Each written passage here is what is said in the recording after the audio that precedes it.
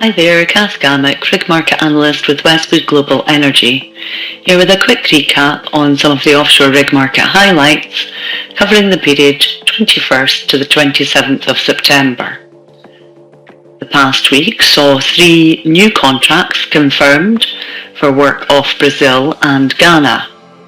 However, rumours for work off Indonesia, the Egyptian Med and the Gulf of Thailand are expected to be confirmed soon. Constellation was awarded 2 rig contracts from Petrobras under the tender for the Roncador field, one for ultra-deepwater drillship Laguna Star, with the other for new-build ultra-deepwater drillship Tidal Action, which is owned by Hanwha Ocean. The contracts are valued at $1 billion inclusive of MOB, extension option clause, and additional services requested by the operator. The term is approximately 2.5 years each, starting in the third quarter of next year. The Laguna Star will roll off its current charter with Petrobras in the first half of 2025. And will undergo modifications and inspections ahead of the new assignment. Tidal Action will be Constellation's first third-party owned unit. Hanwha Drilling will become the owner upon departure from the Hanwha Ocean shipyard. Northern Ocean has signed a strategic alliance agreement in Ghana, as well as a contract with Springfield Group of Companies for the provision and operation of ultra-deepwater semi deep-sea bolster.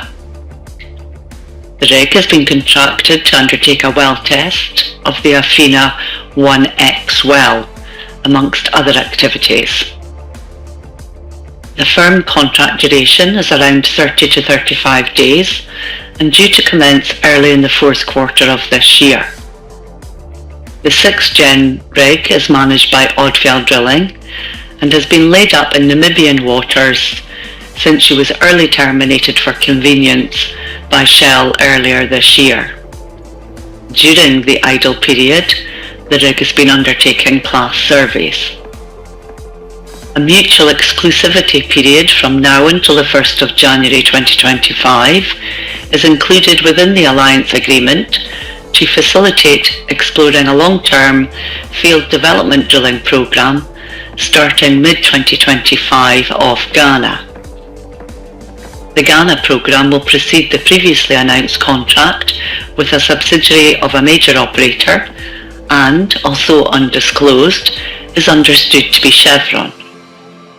The clean day rate is $440,000, exclusive of MOB and DMOB. With this new contract, Northern estimates the aggregate revenue backlog to be between 85 and $105 million, exclusive of any bonuses, reimbursables and undeclared options.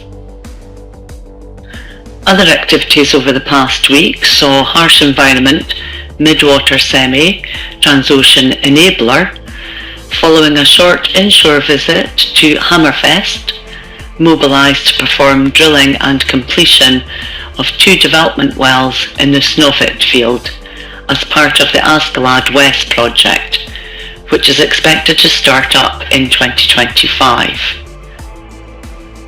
The Norwegian Offshore Directorate approved a drilling permit for Equinor to drill the Mistral South prospect, well 6406/6-7S in production licence 1119 of the Norwegian North Sea, using Odfjell ultra-deepwater semi deep-sea Atlantic.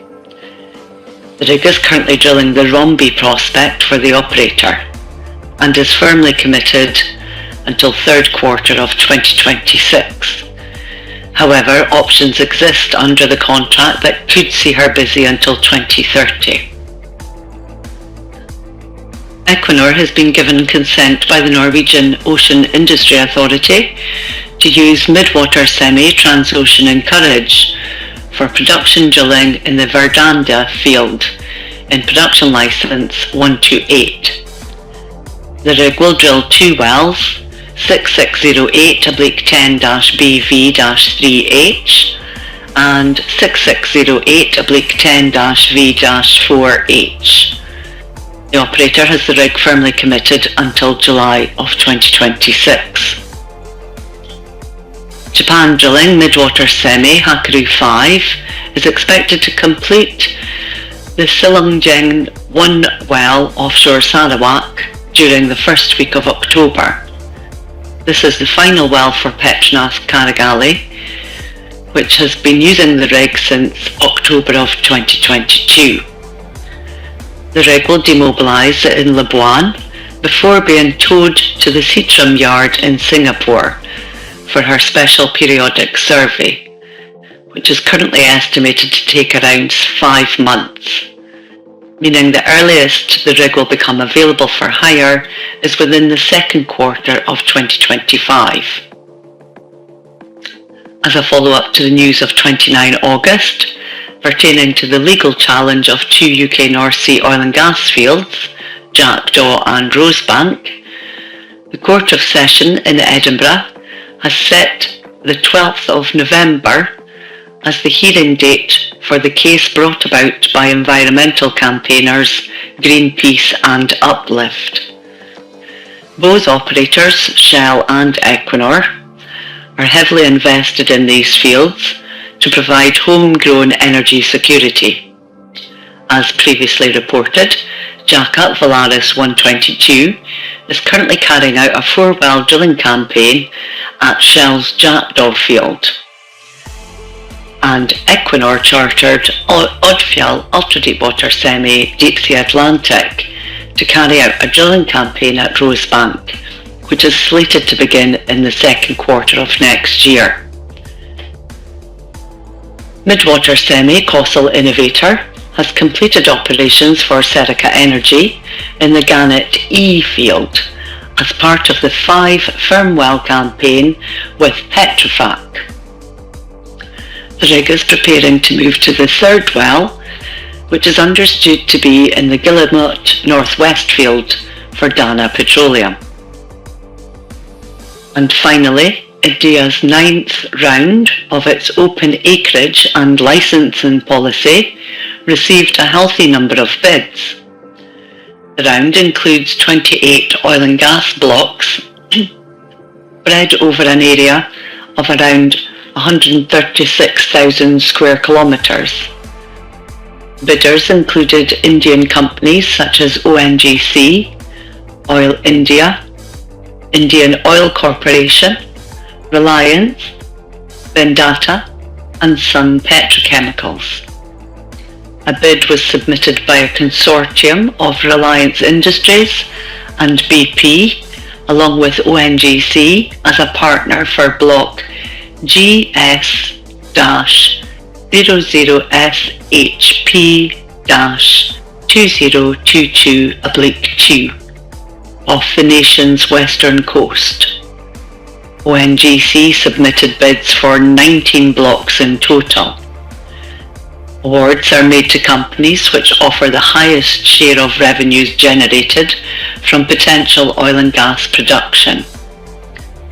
In total, 9 onshore blocks, 8 shallow water blocks, and 11 ultra-deepwater blocks across 8 sedimentary basins are on offer in this bid round.